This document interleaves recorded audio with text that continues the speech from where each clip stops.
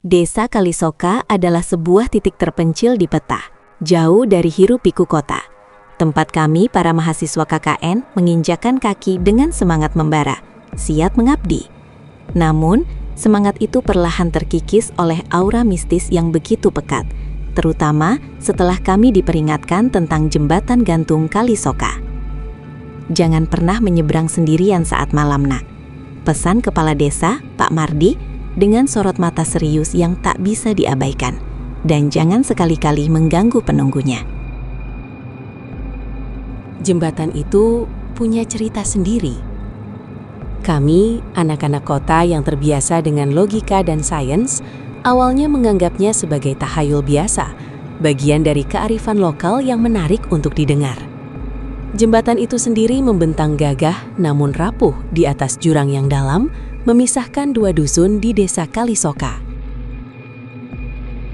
Kayu-kayu ulinnya tampak lapuk dimakan usia, diikat oleh kabel-kabel baja berkarat yang sesekali mengeluarkan bunyi derit mengerikan setiap kali angin berhembus kencang atau ada yang melintas. Di bawahnya, sungai Kalisoka mengalir deras, memecah bebatuan besar dengan suara gemuruh yang konstan, seolah menjadi latar musik dari sebuah kisah kelam. Awalnya kami sering melewatinya beramai-ramai saat siang hari, untuk kegiatan sosialisasi atau membantu warga dusun seberang. Sensasi goyangan jembatan yang cukup ekstrim selalu memicu tawa dan teriakan kecil dari teman-teman. Aku sendiri, meski sedikit cemas, selalu berusaha menikmati pemandangan jurang yang menghijau dan sungai yang beriak dari ketinggian. Namun, seiring berjalannya waktu, tawa itu mulai mereda, digantikan oleh keheningan dan ketegangan yang tak kentara. Kejadian pertama yang membuatku mulai berpikir ulang tentang peringatan Pak Mardi terjadi suatu sore. Aku sedang berjalan sendirian di jembatan, agak tertinggal dari teman-teman yang sudah di seberang. Saat aku hampir mencapai ujung, ekor mataku menangkap bayangan hitam panjang melintas cepat di antara pepohonan rimbun di seberang jembatan, seolah seseorang baru saja berlari menghilang. Aku berhenti, memicingkan mata, tapi tidak ada siapa-siapa, hanya dedaunan yang bergoyang pelan. Aku menggelengkan kepala, meyakinkan diri itu hanya ilusi optik karena kelelahan. Namun, kejadian-kejadian kecil mulai bertumpuk. Rina, salah satu teman KKN-ku, mendadak jadi sering melamun dan terlihat pucat. Setiap kali kami pulang dari dusun seberang, dia akan diam 1000 bahasa, tatapan matanya kosong. Suatu malam, dia akhirnya bercerita. Suaranya bergetar. Aku sering mendengar suara memanggil namaku saat di jembatan. Dari bawah, dari jurang itu. Suaranya seperti bisikan, tapi jelas sekali. Kami berusaha menenangkannya, mengatakan itu mungkin hanya angin atau imajinasinya. Tapi wajah Rina yang ketakutan tak bisa berbohong. Puncaknya terjadi di minggu ketiga KKN kami. Malam itu, hujan deras mengguyur desa Kalisoka sejak sore. Sekitar pukul 8 malam, seorang warga dari dusun seberang datang dengan tergesa-gesa mengabarkan bahwa anaknya demam tinggi dan kejang-kejang. Obat-obatan dan persediaan P3K kami ada di posko utama di sisi seberang.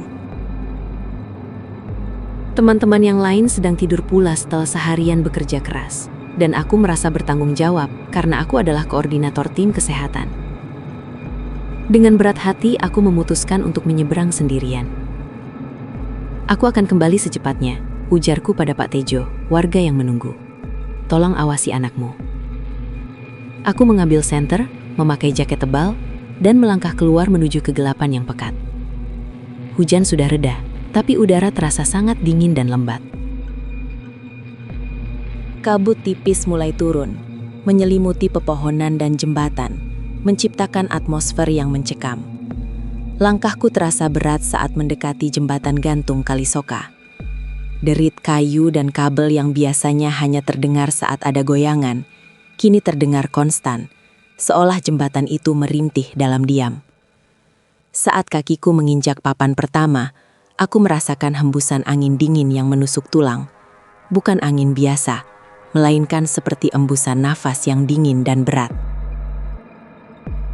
Aku mencoba mengabaikannya, fokus pada tujuanku.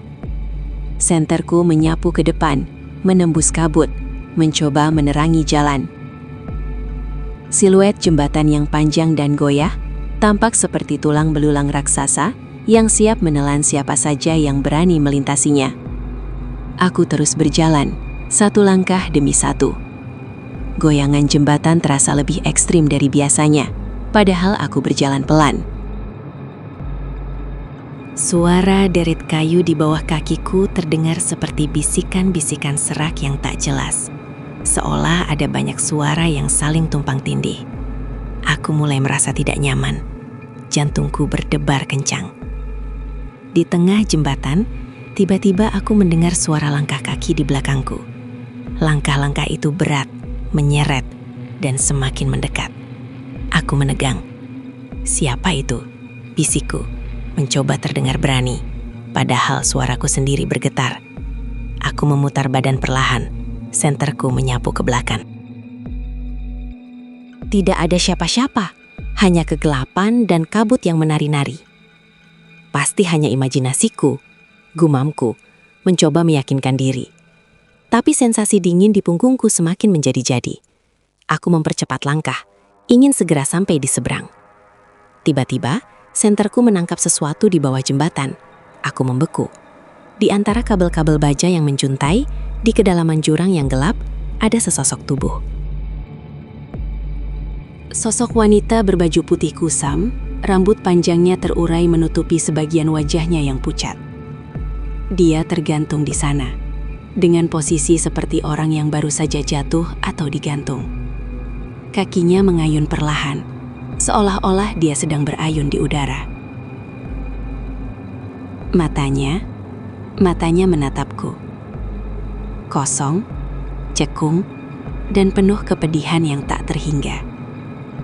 Bibirnya kebiruan, sedikit terbuka, seolah siap mengucapkan sesuatu. Kengerian yang luar biasa menjalar dari ujung kaki hingga ubun-ubun. Aku tidak bisa bergerak.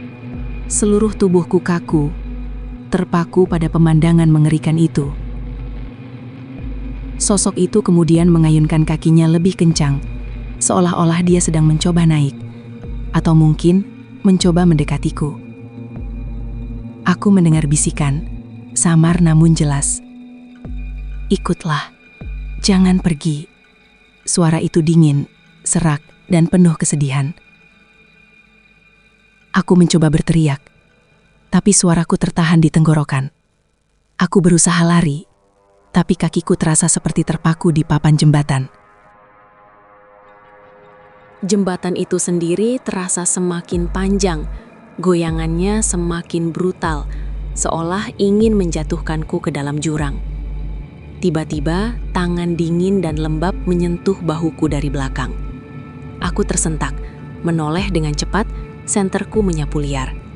Tidak ada siapa-siapa, tapi sensasi dingin itu nyata, melekat di kulitku. Ketika aku kembali menoleh ke depan, sosok wanita itu sudah tidak ada di bawah jembatan. Dia berdiri di depanku, persis di tengah jembatan, menghalangi jalanku. Dia tidak melayang, tapi berdiri tegak di udara, beberapa meter di depanku, seolah-olah jembatan itu adalah tanah pijakannya. Wajahnya yang pucat pasi kini terlihat jelas. Aku bisa melihat urat-urat kebiruan di pelipisnya, matanya yang cekung menatapku tajam, seolah menuntut sesuatu. Dia perlahan membuka mulutnya. Bukan bibir yang tersenyum atau berbicara, melainkan sebuah rongga hitam yang semakin membesar. Dalam kegelapan dan kabut, aku merangkak mundur, menjauh dari sosok itu. Menjauh dari jeritan yang terus menghantamku. Aku tidak peduli lagi dengan goyangan jembatan, dengan jurang di bawahku. Yang ada hanya keinginan untuk melarikan diri dari kengerian di depanku. Dengan sisa tenaga yang entah datang dari mana, aku merangkak dan kemudian bangkit, berlari sekencang-kencangnya. Aku tidak menoleh ke belakang. Aku hanya berlari, menembus kabut dan kegelapan. Melewati derit jembatan yang kini terasa seperti tawa mengejek. Aku terus berlari sampai kakiku menginjak tanah padat di seberang. Aku jatuh tersungkur, terengah-engah. Tubuhku bergetar hebat. Beberapa saat kemudian, Pak Tejo dan beberapa warga lain yang mendengar teriakanku menemukan diriku dalam keadaan syok, demam tinggi, dan hampir pingsan. Aku menceritakan apa yang kualami, terbata-bata dengan air mata yang mengalir. Mereka tidak terkejut. Mereka hanya mengangguk. Sorot mata mereka penuh pengertian dan kesedihan. Itu penunggu jembatan, Nak, kata Pak Tejo pelan. Arwah seorang gadis yang bunuh diri di sana bertahun-tahun lalu karena patah hati. Ada juga yang bilang dia korban pembunuhan yang dibuang ke jurang. Dia tidak akan pernah tenang. Sejak malam itu, aku tidak pernah lagi berani menyeberangi jembatan gantung Kalisoka sendirian, bahkan di siang hari sekalipun. Setiap kali aku harus melintas, aku selalu memastikan ada teman yang menemaniku, dan aku akan berjalan dengan mata tertunduk, menghindari tatapan ke bawah jurang. Pengalaman itu menghantuiku.